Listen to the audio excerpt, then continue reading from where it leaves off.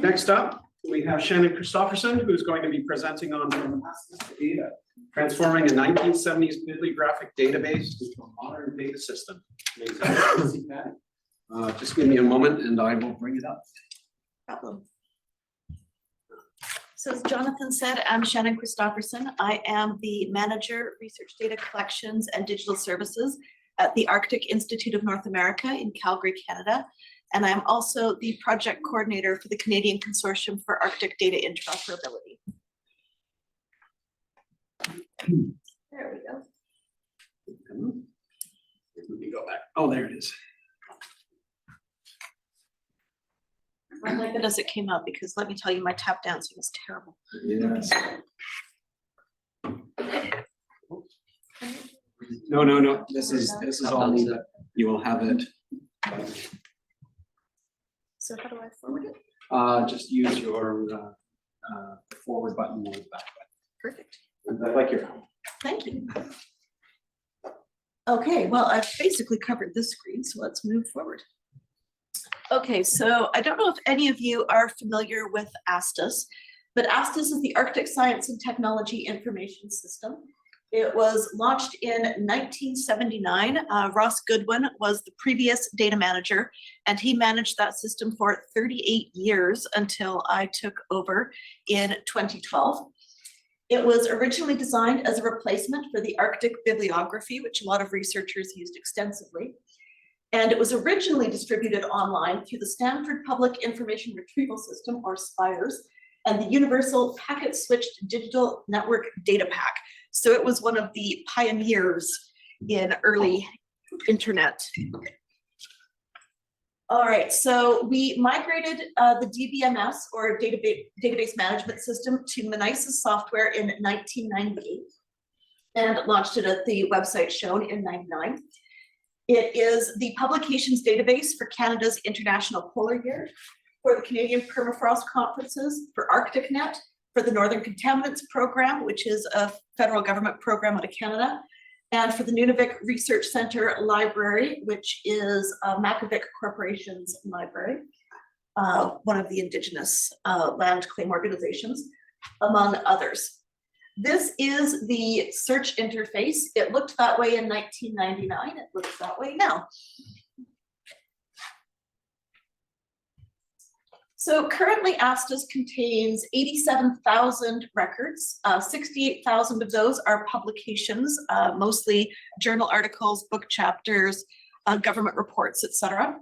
And 18,000 research project descriptions, which are descriptions that are derived from research licenses that are issued by Northern organizations to allow researchers to work in the North. And I think I can safely say we are the largest center to find those research project descriptions. There are some other places that do collect them. They usually collect them regionally and collect them nationally. We've been open access in the mid-2000s. Prior to the mid-2000s, you used to have to, libraries would have to pay to have ASTIS as a database that they could provide to their users. But we went open access in the mid-2000s, which meant that it's the people that put articles into ASTIS that help fund us rather than the users. Now, this is our advanced search. This is uses Boolean operators, and you type it into that little box screen up there. And it has not been substantively updated since the 1999 launch. This is really difficult for students who have been alive since Google existed. So learned Google was 25 years old the other day. It ruined my life. All right. So this is CCADI. If you haven't heard of CCADI, it's the Canadian Consortium for Arctic Data Interoperability. I'll be a bit surprised if you haven't heard of it because you've been stumping it at the Polar Data Forum for quite a few years now. As a contributor to the CCADI Arctic Research Data Infrastructure Project, ASTIS, being as old as it was, required critical upgrades to participate.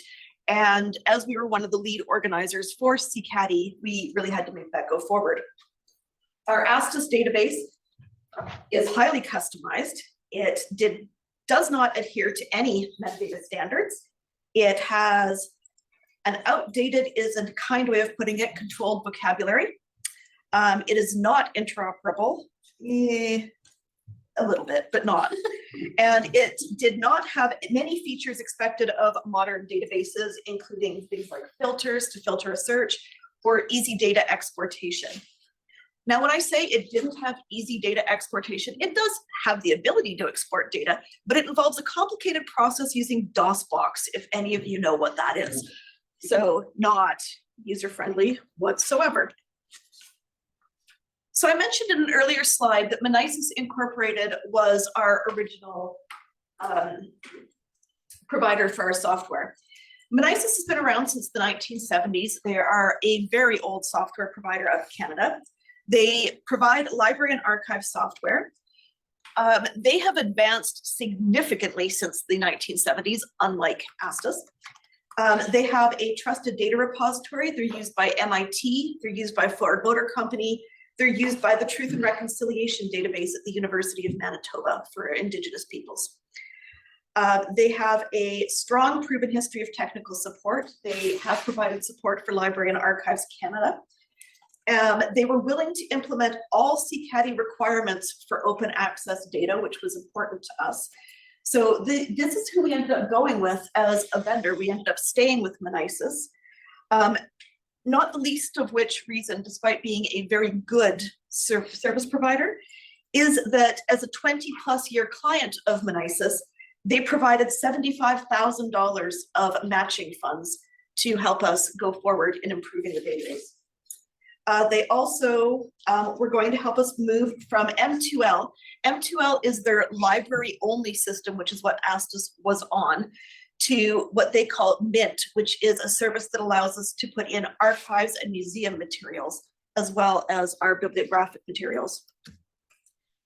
And as you can see, just from my discussion, we were a bit of an outlier in the CCADI project. We were working with sensor data, weather station data, all of that kind of meteorological data. And we had bibliographic data, which was very interesting to mesh with the CCADI project, which I'll describe shortly. So one of the main issues that we had was the University of Calgary's requirement that we move servers to be able to move forward with this project. So one of the reasons this was difficult is we had exceptionally long lead times for tasks. It took us over a year of working with University of Calgary IT to migrate onto their servers. This is despite being on a University of Calgary server previously. Part of that was because ASTIS and now ADA is a public-facing database that requires anybody internationally to be able to access it publicly.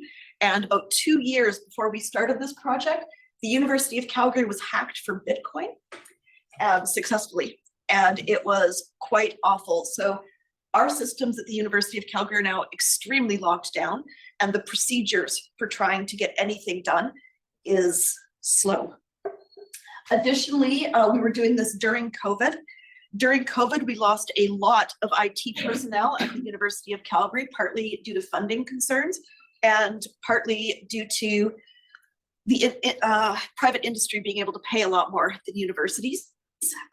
We lost our IT partner who had worked with us extensively on this project, which was really difficult. In fact, the IT department lost so many people that despite the fact that we had a public-facing database on a server that required a lot of technical engagement, we were told we had to phone into the user helpline at the university if we needed anything, which was not great.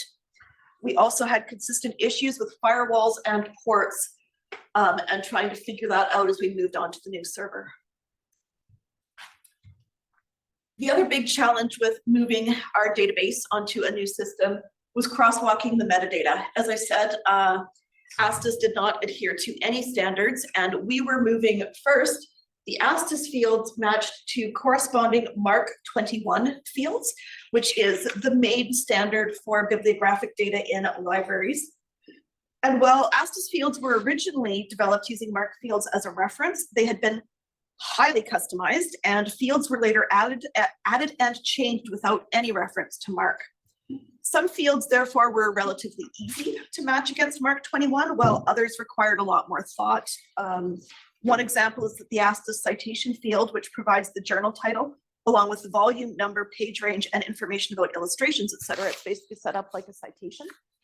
The multiple pieces of information in the single field don't correspond neatly to a MARC 21 field and had to be separated out. Once the corresponding fields were assigned with MARC 21, ASTIS records were bulk imported into the new database management system through Minisys, and records were then batch tested for errors and cleaned. While this was happening concurrently, our team was working with the CCADI semantic team leads, mainly, who was speaking earlier today, Rebecca Ingram, Peter Pulsifer, and Alex Gao, to crosswalk the new MARC 21 fields to schema.org so that we would be interoperable with the CCADI partners and would be able to be harvested by POLDER Federated Search, as well as Google Search. And as we're the only CCADI database that provides bibliographic data, it was occasionally challenging to line up fields, as the metadata describing a journal article, for example, is quite different from the metadata describing field data coming from a weather station. So fields like creator might line up, you can match that with author, but the variable measured, there isn't any such thing in a journal article, and that was a required CCADI field that it doesn't exist for us. Okay, so this is the new database. As you can see, it's a lot more modern of a search interface. We've got our Google box up front. We also have categories, so you can search individually the publications by research, and you can also search individually our museum, which already has a lot of paintings, et cetera, in it. It's not well known, but the Arctic Institute of North America has over $1.5 million worth of Arctic art and artifacts that have never been publicly digitally available.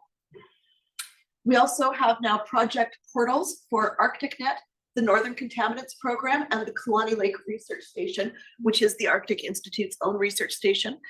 We'll be adding more project portals in the future, including for an Arctic genomics project, as well as the International Polar Year. So this is how we did that previously. We had subset databases, which each had their own individual website. And you can see this is Northern Contaminant Programs. And as you can see, it still has that wonderfully modern search interface. They were thrilled when we migrated. So this is our new advanced search. We have a statement on offensive and harmful terminology to let people know that some of the terminology in our database, because we reference historical dominant documents, et cetera, there are a lot of outdated terms for Indigenous peoples, for example, that aren't the best, but they need to be included so people can still find those titles. This is an example of our new filters page. So you can see this is a search for snowy owl.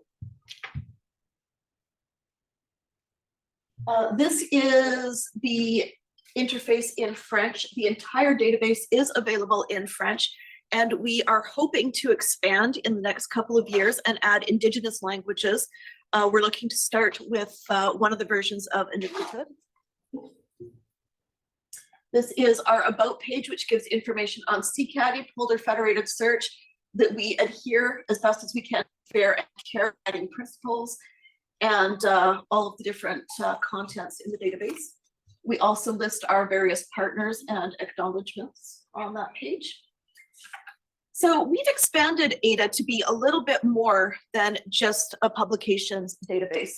So one of the things we've included is resources for researchers. That includes data management planning resources, polar data management resources, which we've opened up here on the slide, and Indigenous data sovereignty resources, which include some from Canada, but also examples from Sami cultures.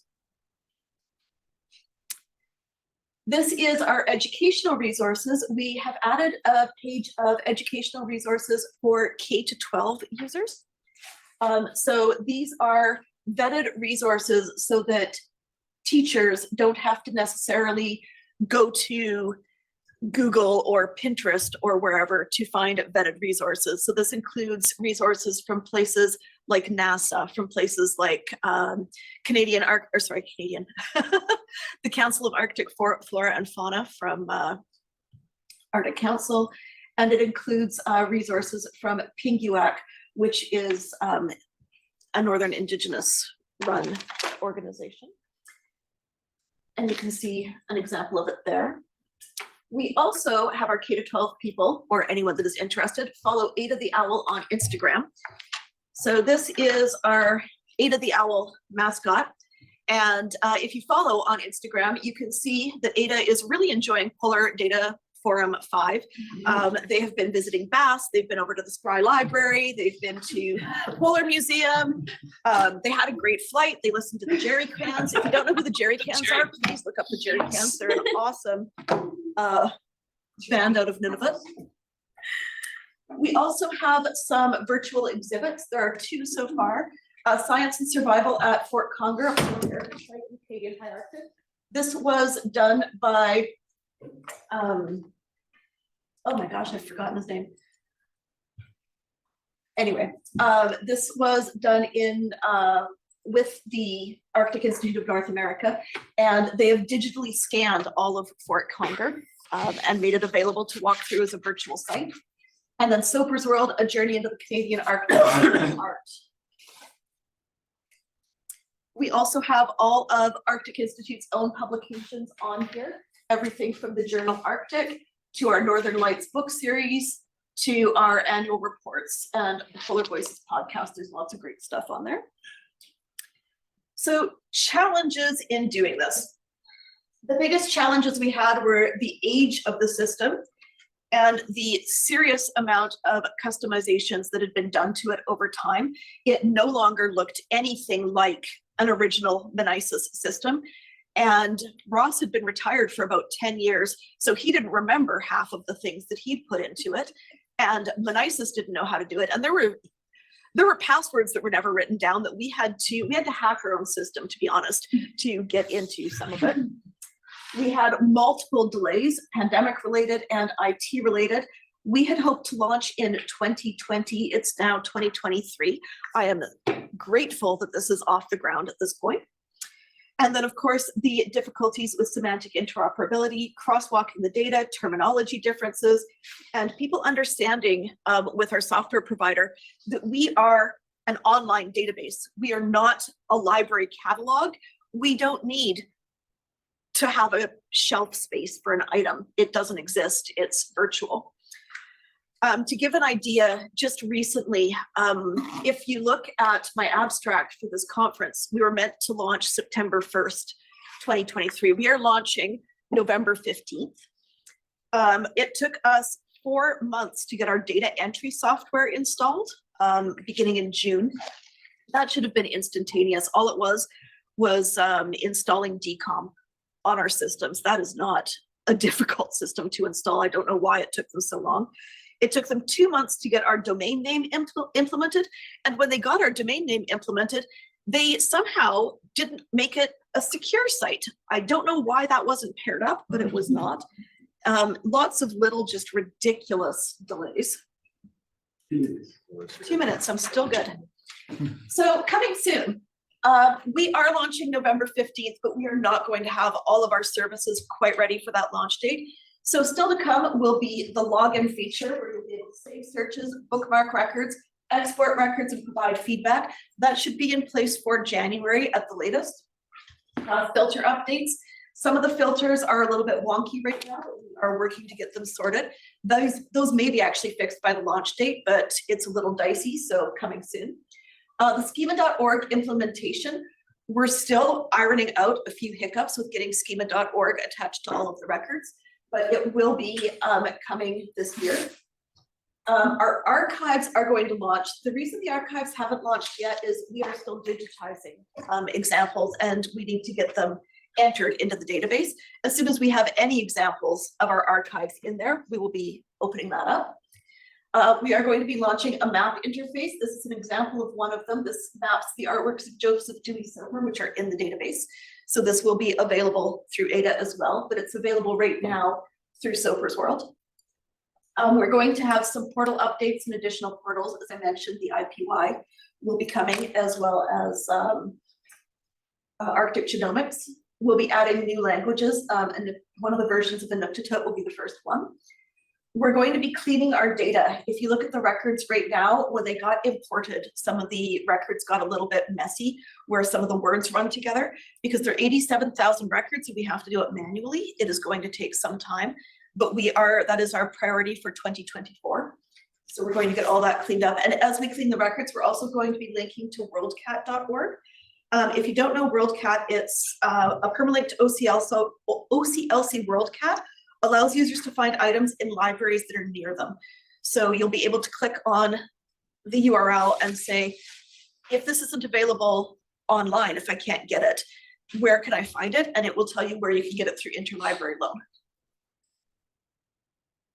So as I said, formal launch November 15th, 2023. If you have any questions, please come and see me. I do have some brochures, stickers, and buttons available on a little table over by the posters. And thank you.